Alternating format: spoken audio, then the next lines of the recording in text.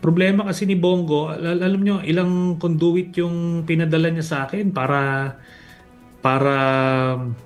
regluhin, para hindi siya isama.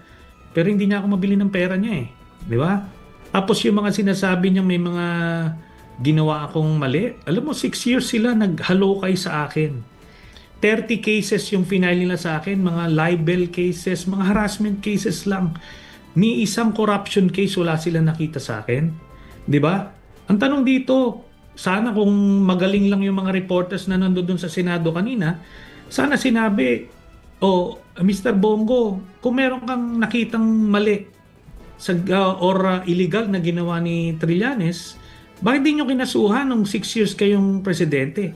Eh, ang ginawa na nila, sa sobrang desperado nila at wala silang nakitang kaso sa akin, yung pag-cancel na ng amnesty ko ang ginawa.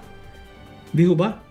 So, dapat makita ng mga kababayan natin na ano na lang ito, mga desperadong statements na lang ito from somebody na alam niya ng malapit na siya makulong.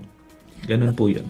Senator, ano pong ibig ninyo sabihin na hindi kayo nabili ng pera? Was there an effort? Was there an initiative to...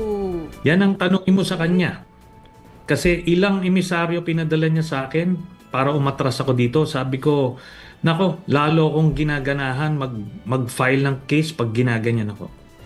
Eh, nakaharap siya ng katapat na hindi nabibili ng pera kaya nandito tayo ngayon.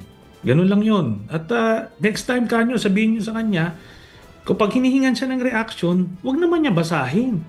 Di ba?